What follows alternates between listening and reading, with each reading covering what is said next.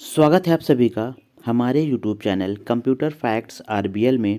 आज की हमारी क्लास होने वाली है कि कंप्यूटर मेमोरी क्या होती है, ये मेमोरी यूनिट क्या होती है और कंप्यूटर मेमोरी क्या होती है, इसके बारे में हम लोग को पढ़ना है। इसके पहले हमने ऑलरेडी 4 जो है क्लासेस प्रोवाइड कर दी हैं और हमारे YouTube चैनल पे वो क्लासेस अवेलेबल हैं।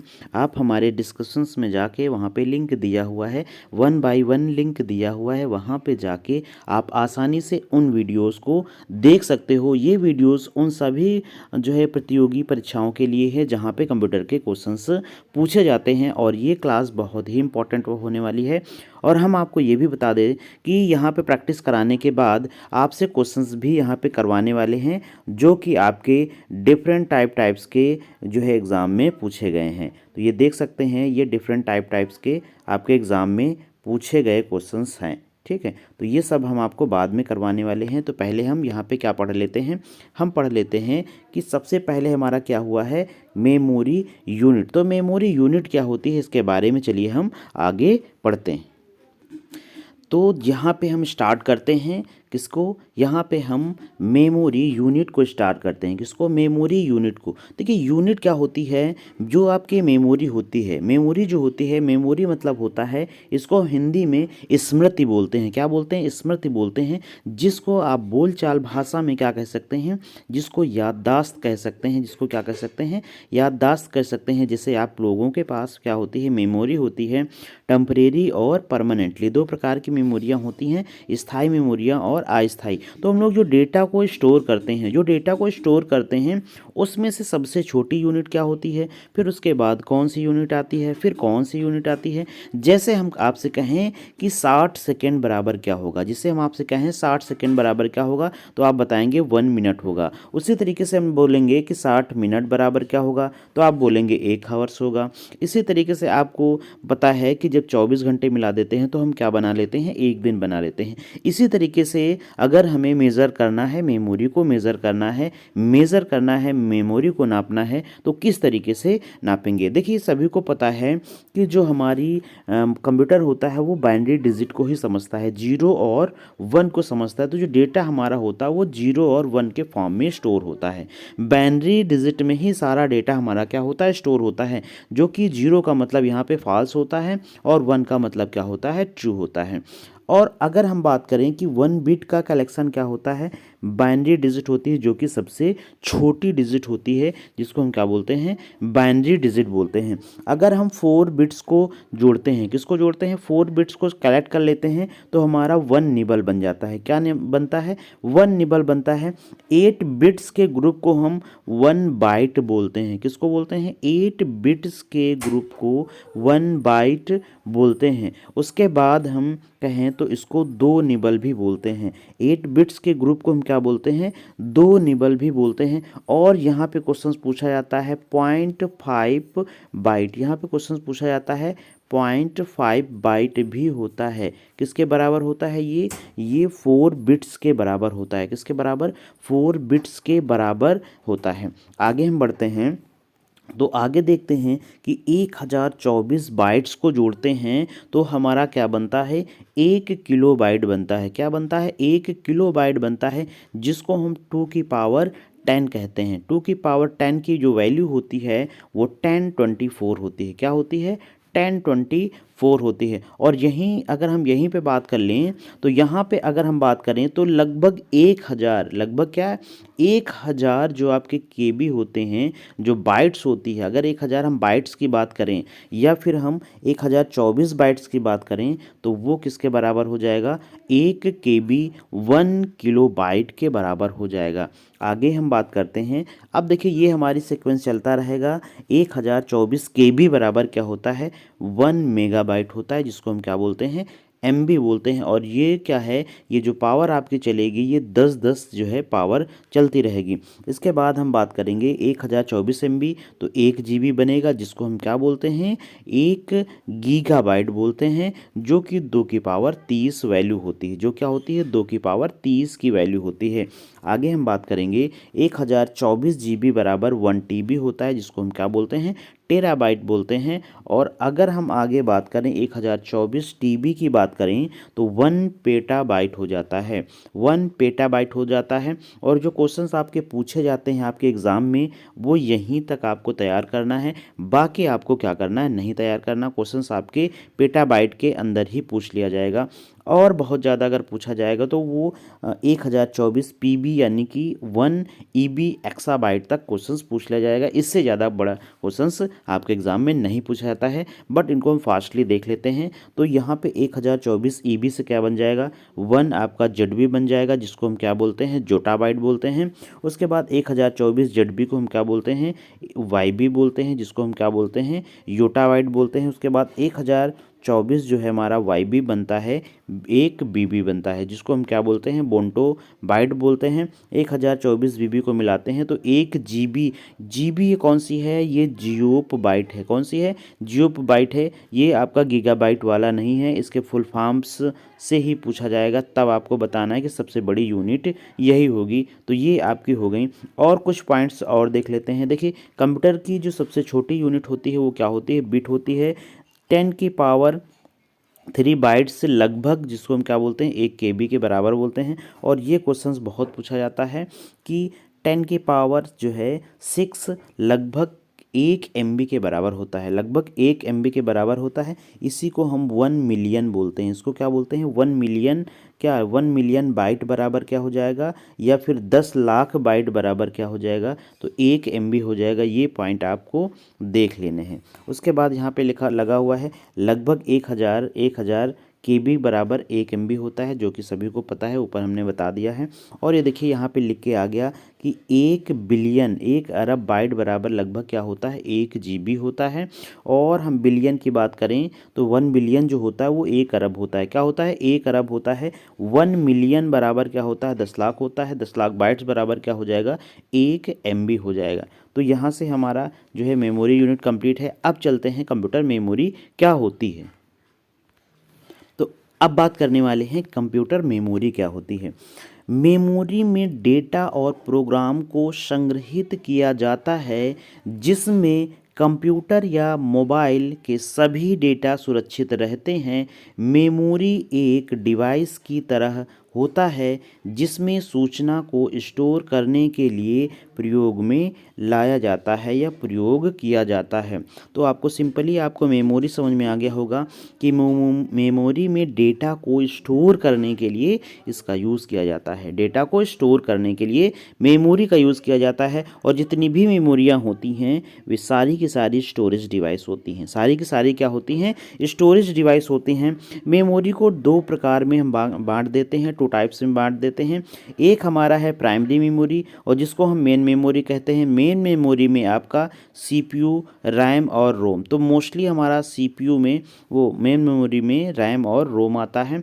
उसके बाद हमारी कौन सी होती है, सेकेंडरी स्टोरेज डिवाइस होती है। कौन सी storage device, secondary hard disk होती है, पेन ड्राइव होती है और फ्लॉपी डिस्क होती है। उसके बाद सीडी है, डीवीडी है, बीआरडी है, पेन ड्राइव है और मैग्नेटिक टेप है। और भी बहुत सारी डिवाइसें होती हैं जो हम आपको आगे बताने वाले हैं। अब बात करते हैं प्राइमरी मेमोरी में रैम मेमोरी की बात करेंगे। तो रैम का फुल फॉर्म होता है रैंडम एक्सेस मेमोरी। यह रीड राइट मेमोरी होती है। इसे टेम्परेरी वोलाटाइल मेमोरी कहते हैं। इसे क्या कहते हैं, वोलाटाइल मेमोरी कहते हैं। वोलाटाइल का मतलब होता है कि टेम्परेरी, अस्थायी मेमोरी। कैसी मेमोरी, अस्थायी मेमोरी, टेम्परेरी मेमोरी। अब यहाँ पे लिखा हुआ है पॉइंट्स। रैम में डेटा पावर सप्लाई कटते ही मिट जाता है। रैम में जो डेटा होता है वो पावर सप्लाई कटते ही मिट जाता है। रैम का डेटा यूज़र लिख पढ़ दोनों सकता है, इसलिए रैम को हम रीड एंड राइट मेमोरी कहते हैं। रैम को कौन सी मेमोरी बोलते हैं, रीड एंड राइट मेमोरी बोलते हैं। और आपको एक बात और समझनी है कि रैम जो हमारी होती है वो टेम्परेरी मेमोरी भी होती है। कैसी होती है, टेम्परेरी मेमोरी होती है। ये कभी भी भरती नहीं है। जैसे ही हम पावर सप्लाई करते हैं, यानी कि मोबाइल फ़ोन्स को स्विच ऑफ करते हैं या रीसेट करते हैं या फिर हम क्या करते हैं शट डाउन कर देते हैं कंप्यूटर को, उसके बाद ऑन करते हैं तो हमारी रैम बिल्कुल क्या होती है, फ्रेश मिलती है, बिल्कुल खाली मिलती है। रैम के दो प्रकार होते हैं, एक होती है स्टैटिक रैंडम एक्सेस मेमोरी और दूसरी हमारी होती है dynamic random access memory. Static random access memory and dynamic random access memory, ये दो प्रकार की क्या होती हैं, मेमोरी होती हैं। रोम की बात करें तो रोम को हम बोलते हैं रीड ओनली मेमोरी। नाम से क्लियर है, रीड ओनली मेमोरी एक ऐसी मेमोरी जिसको यूज़र द्वारा सिर्फ पढ़ा जा सकता है, उसमें कुछ चेंजेस नहीं किए जा सकते हैं, न भी कुछ उसमें ऐड किया जा सकता है। उसे हम क्या बोलते हैं, उसे हम random access read only memory बोलते हैं। यह नॉन वोलेटाइल मेमोरी होती है। नॉन वोलेटाइल मतलब होता है ये परमानेंट मेमोरी होती है।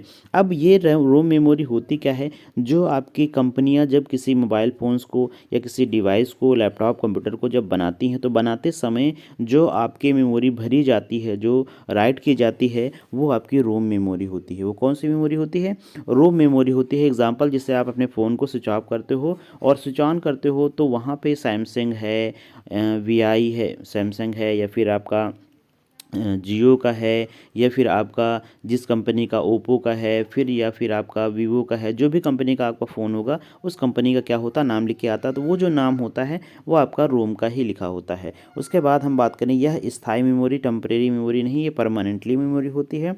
रोम में डेटा स्थायी रूप से स्टोर होता है, सभी को क्लियर है। रोम मेमोरी में कंपनी अपना डेटा स्टोर करती हैं। कंपनी क्या करती हैं, अपना डेटा स्टोर करती हैं। और इसके तीन पार्ट होते हैं। इसके कितने पार्ट होते हैं, तीन पार्ट होते हैं, पी रोम, ईपी रोम और डबल ईपी रोम। अब समझिएगा, यहाँ पे फुल फॉर्म्स पूछ लिया जाता है डायरेक्टली।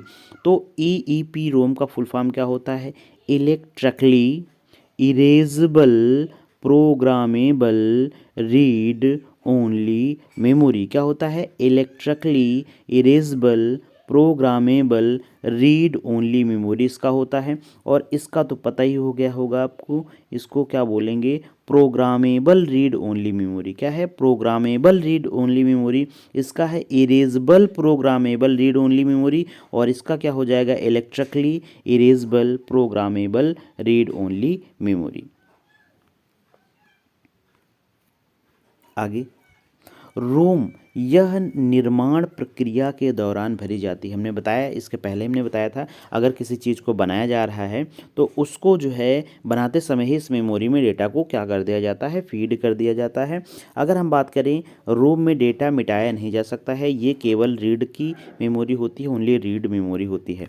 आगे हम बात करते हैं, तो आगे हमारी क्या है, सेकेंडरी मेमोरी आती है। देखिए, सेकेंडरी मेमोरी को एक्सिलरी मेमोरी भी कहा जाता है। ये इंपॉर्टेंट पॉइंट्स है आपके लिए। इसमें क्या आता है, टेप डिवाइसेस होती हैं, हार्ड डिस्क ड्राइव्स होती हैं, फ्लॉपी डिस्क होती हैं, सीडी है, डीवीडी है, ब्लू रे डिस्क है जिसको हम बीआरडी बोलते हैं। उसके बाद आपका एसएसडी भी है जिसको हम क्या बोलते हैं, सॉलिड स्टेट ड्राइव्स बोलते हैं। ये हार्ड डिस्क के प्लेस पे अब यूज़ होने वाली, सबसे ज़्यादा यूज़ होने वाली ये क्या है, स्टोरेज डिवाइस है जो कि कंप्यूटर में स्टोर होती है। उसके बाद यूएसबी ड्राइव्स हैं, उसके बाद आपका क्या है, एसडी कार्ड है, फिर क्या है, मेमोरी कार्ड। ये सब आपकी क्या है, स्टोरेज डिवाइसेस हैं, परमानेंटली स्टोरेज। ये सारी जो है सेकेंडरी स्टोरेज होती हैं वो सारी की सारी परमानेंट स्टोरेज होती हैं। अब बात कर लेते हैं हम कि हार्ड डिस्क क्या होती है। हार्ड डिस्क क्या है, मैग्नेटिक धातु की बनी होती है।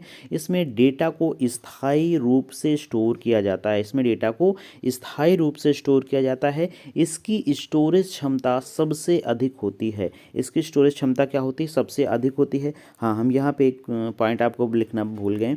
यहाँ पे इसकी स्टोरेज देखिए, हम अगर बात करें तो ये 500 GB से स्टार्ट, अब आपके 500 GB अपन 512 GB है, 1 TB की आपके आने लगी है, 2 TB की आगे आने लगेगी, PB में भी आपके आने लगी। लेकिन फ्लॉपी डिस्क की बात करें, देखिए फ्लॉपी डिस्क की बात करें, आप स्क्रीनशॉट कर लीजिएगा इसका, 1.44 MB की क्या होती है, स्टोरेज कैपेसिटी होती है, जो कि आज के समय में इसका यूज़ बिल्कुल नहीं किया जाता है। अगर CD की बात करें तो CD की जो स्टोरेज कैपेसिटी होती है वो कितनी होती है, 700 MB होती है। कितनी होती है, 700 MB होती है। अगर DVD की बात करें तो इसकी जो कैपेसिटी होती है वो 4.7 GB होती है। क्या होती है, 4.7 GB होती है। और BRD की बात करें तो 25 GB से लेके यहाँ पे 50 जीबी के बीच में होती है, 25 जीबी से लेके 50 जीबी के बीच में होती है। अब यहीं पे बात करते हैं, आप लोग कहेंगे एसएसडी की क्या होती है। तो देखिए एसएसडी क्या है, 128 जीबी से स्टार्ट होती है,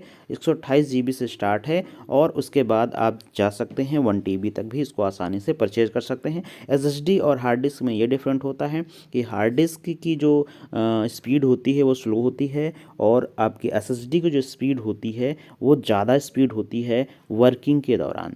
आगे हम बात करते हैं। तो हमने बता दिया कि आपका हार्ड डिस्क क्या है, इसको जो है स्टोरेज, स्थायी स्टोरेज के रूप में स्टोर किया जाता है। इसकी स्टोरेज क्षमता क्या होती है, अधिक होती है। अगर हम बात करें कि फ्लॉपी डिस्क की, तो फ्लॉपी डिस्क चुंबकीय पदार्थ के लेप से तैयार की जाती है। इसका मतलब इसको मैग्नेटिक डिस्क के रूप में भी जाना जा सकता है। इसकी स्टोरेज क्षमता कितनी होती है, 1.44 MB होती है, जो कि बहुत ही कम होती है। पहले के समय में इसमें केवल डॉक्यूमेंट्स को जो है रखे जाते थे, जो आपकी TXT फाइलें होती थी। कैसी फाइलें, TXT फाइलें जो होती थी उनको ही यहाँ पे रखा जाता है। आगे हम बात करें जो है आपका कंपैक्ट डिस्क। कंपैक्ट डिस्क क्या है, इसको हम CD बोलते हैं। इसकी जो है ऑप्टिकल डिस्क जो है के नाम से भी जाना जाता है। इसे क्या है, ऑप्टिकल डिस्क के नाम से भी जाना जाता है। ऑप्टिकल डिस्क कौन कौन सी होती हैं, जैसे CD आप लिख लीजिएगा, DVD लिख लीजिएगा और BRD लिख लीजिएगा। ये आपकी क्या होती हैं, ऑप्टिकल डिस्क होती हैं। ये तीनों क्या होती हैं, ऑप्टिकल डिस्क होती हैं। क्यों, क्योंकि इसमें डेटा को लेज़र बीम टेक्नोलॉजी के द्वारा भरा जाता है। क्यों, क्योंकि इसमें डेटा को लेज़र बीम टेक्नोलॉजी के द्वारा भरा जाता है। इसकी स्टोरेज कैपेसिटी पहले ही हमने आपको बता दिया 700 MB होती है। आगे हम बात करें तो DVD डिजिटल वीडियो डिस्क क्या है, डिजिटल वीडियो डिस्क, इसे डिजिटल वर्सटाइल डिस्क भी कहा जाता है। यह CD की तुलना में स्टोरेज ज़्यादा प्रदान करती है। इसकी स्टोरेज कैपेसिटी 4.7 GB होती है। कितनी होती है, 4.7 GB होती है। हाँ, इसके बाद हमारा क्या आता है, BRD, जिसको हम ब्लू डिस्क बोलते हैं। इसकी स्टोरेज क्षमता CD DVD से अधिक होती है, लगभग 25 से लेके 50 GB के बीच में होती है। अब हम आपको अभ्यास क्वेश्चंस करवाते हैं और ये क्वेश्चंस आपके लगभग नहीं, सारे क्वेश्चंस आपके कई सारे एग्जाम में पूछे गए हैं, बट हमें जहाँ से जो है क्वेश्चंस मिले वहाँ पर हम आपको करवा दें। कंप्यूटर की मुख्य मेमोरी, मेन मेमोरी कहते हैं, किसे कहते हैं, मेन मेमोरी। कंप्यूटर में मुख्य मेमोरी या प्रमुख मेमोरी कौन सी होती है, मेन मेमोरी होती है, सेकेंडरी होती है, या टेप मेमोरी होती है, या फिर आपकी कौन सी होती है, डिस्क होती है। तो सबसे पहला ऑप्शन आपका क्या हो जाएगा, इसका राइट आंसर हो जाएगा। मेन मेमोरी क्या होती है, मुख्य मेमोरी होती है। मेन मेमोरी को मुख्य मेमोरी बोलते हैं। रोम क्या है, रोम का फुल फॉर्म होता है रीड ओनली मेमोरी। क्या होता है, रीड ओनली मेमोरी। आगे हम बात करते हैं रैम स्टैंड फॉर, रैम का फुल फॉर्म क्या होता है, तो रैंडम एक्सेस मेमोरी। क्या होता है, रैंडम एक्सेस मेमोरी, इसका फुल फॉर्म हो जाएगा random access memory. Option number A इसका हो जाएगा, राइट आंसर हो जाएगा। उसके बाद निम्नलिखित में से, देखिए ट्रिपल में भी क्वेश्चन पूछा गया था ये, और भी एग्जाम में पूछा गया था, रैम का क्या है, ठीक, निम्नलिखित से रैम को क्या कहा जाता है, तो नॉन वोलाटाइल कहा जाएगा, या वोलाटाइल कहा जाएगा, या फिर वोलाटाइल और नॉन वोलाटाइल दोनों कहा जाएगा, या इनमें से कोई नहीं। तो हमने बताया था कि रैम क्या है, वोलाटाइल मेमोरी है, टेम्परेरी मेमोरी है। लाइट जाते ही, पावर सप्लाई जाते ही इसका डेटा क्या हो जाता है, इरेज हो जाता है, डिलीट हो जाता है। अगर हम बात करें रीड एंड राइट मेमोरी किसे कहते हैं, तो हमने बताया था कि रैम को रीड एंड राइट मेमोरी कहा जाता है। उसके बाद पावर सप्लाई कटते ही किस मेमोरी का डेटा डिलीट हो जाता है, ठीक, डिलीट हो जाता है। तो रैम का डेटा क्या हो जाता है, डिलीट हो जाता है। निम्नलिखित में से आपकी स्थायी मेमोरी कौन सी है, तो स्थायी मेमोरी कौन सी होती है, रोम आपकी क्या है, स्थायी मेमोरी है। रोम कैसे स्थायी मेमोरी है। और आगे हम बात करें निम्नलिखित में से रैम का पार्ट कौन सा है, तो रैम का पार्ट कौन सा है, डी रैम भी है, एस रैम भी है, और अब मतलब इनमें से कोई नहीं, ऑप्शन ये है, लेकिन आपका ऑप्शन नंबर सी हो जाएगा, ए और बी दोनों हैं। उसके बाद हम बात करेंगे निम्नलिखित में से कौन सा स्थायी मेमोरी है, निम्नलिखित में से कौन सा स्थायी मेमोरी है, तो स्थायी मेमोरी हमारी कौन सी हो जाएगी, सॉरी अस्थायी मेमोरी कौन सी है, तो देखिए रोम भी स्थायी है, CD भी है, DVD भी है, रैम क्या हो जाएगी, अस्थायी मेमोरी हो जाएगी। निम्नलिखित में से रोम का पार्ट है, रोम का पार्ट कौन सा है, तो पी रोम भी है, EP रोम भी है, डबल EP रोम भी है, ऑल ऑफ दिस इसमें क्या हो जाएगा, राइट आंसर हो जाएगा। पी रोम का फुल फॉर्म क्या हो जाएगा, प्रोग्रामेबल रीड ओनली मेमोरी। तो programmable read only, option number 1 इसका क्या हो जाएगा, करेक्ट आंसर हो जाएगा। आगे बात करेंगे तो आगे हमारा क्या है, रोम में स्टोर किए गए प्रोग्राम क्या कहलाते हैं, तो क्या कहलाते हैं, फर्मवेयर कहलाते हैं। क्या कहलाते हैं? फर्मवेयर कहलाते हैं। फर्मवेयर का मतलब जो कंपनियां बना के देती हैं। आगे बात करेंगे निम्नलिखित में सबसे तेज़ मेमोरी क्या होती है? तो कैश मेमोरी क्या होती है? सबसे तेज़ होती है। ये पॉइंट आपको लिख लेना है, नोट डाउन कर लेना। कैश मेमोरी क्या होती है? सबसे तेज़ मेमोरी होती है। आगे हम बात करेंगे कि कंप्यूटर में जो है परमानेंट मेमोरी को क्या कहते हैं? तो परमानेंट मेमोरी को हम क्या कहते हैं? हम बोलते हैं आपका रोम। रोम जो हमारी क्या होती है? परमानेंट मेमोरी होती है। ईपी रोम, रोम का क्या होता है? पूर्ण रूप ईपी रोम का। तो erasable programmable read only memory, erasable programmable read only memory, इसका क्या हो जाएगा? राइट आंसर हो जाएगा। आगे है निम्नलिखित में से कौन सा वोलाटाइल मेमोरी है? कौन सा वोलाटाइल मेमोरी है? तो आप बता सकते हैं वोलाटाइल मेमोरी कौन सा है? तो यहाँ पे आपका, हाँ देखिए, डीवीडी है, सीडी है और आपका हार्ड डिस्क है। तो कैश मेमोरी क्या होती है? वोलाटाइल होती है। यहाँ पे ये समझना है क्यों? क्योंकि आपकी ये नॉन वोलाटाइल होती है। नॉन वोलाटाइल का मतलब होता है ये आपकी परमानेंट मेमोरी है। तो यहाँ पे ऑप्शंस के अकॉर्डिंग आपका क्या हो जाएगा? कैश मेमोरी हो जाएगी।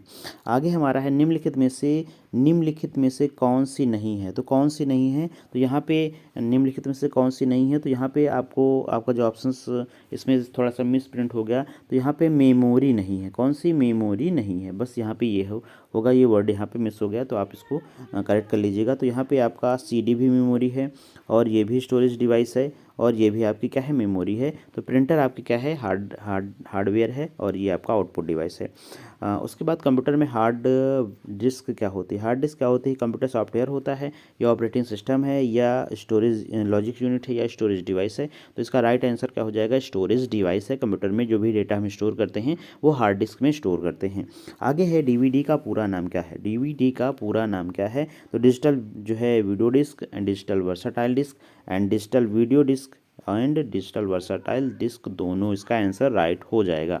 आगे हम बात करें तो सीडी का पूरा नाम क्या है? सीडी का पूरा नाम क्या है? और इसके बाद देखेंगे क्वेश्चंस नहीं है। तो सीडी का पूरा नाम क्या है? आपको कमेंट बॉक्स में बताना है कि सीडी का पूरा नाम क्या है। कंप्यूटर डिस्क होगा, कंपैक्ट डिस्क होगा, कंट्रोल डिस्क होगा या कोल्ड डिस्क होगा, आपको डिस्क होगा, ये आपको क्या करना है? आंसर इसका कमेंट बॉक्स में कमेंट करना है। तभी हमको लगेगा कि आप वीडियोस को पूरा देखते हैं। अगर आप कमेंट नहीं करते हैं तो इसका मतलब है कि हमारी वीडियोस को आप नहीं देखते हैं।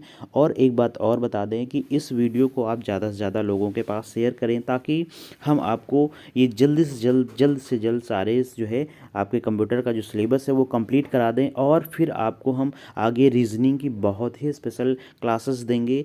वो आपकी यूपीएसआई की हों या फिर आपकी कंप्यूटर ऑपरेटर की हों, सारी क्लासेस हम बिल्कुल फ्री कराने वाले हैं। लेकिन अगर वीडियोस को आप सपोर्ट करेंगे, लाइक करेंगे, तभी हम आगे कुछ करेंगे, नहीं तो फिर हम थोड़ा सा रुक के काम करेंगे। Thank you for watching. मिलते हैं आपको नेक्स्ट वीडियो में, तब तक के लिए जय हिंद जय भारत। और आप लोगों को ये भी बता दें, अगर आप व्हाट्सअप ग्रुप में जुड़ना चाहते हैं तो हम यहाँ पे डिस्क्रिप्शन में लिंक दे देंगे, उसमें आपको क्या करना है? उस ग्रुप में जुड़ जाना है। Thank you for watching. मिलते हैं आपको नेक्स्ट वीडियो में, तब तक के लिए जय हिंद जय भारत।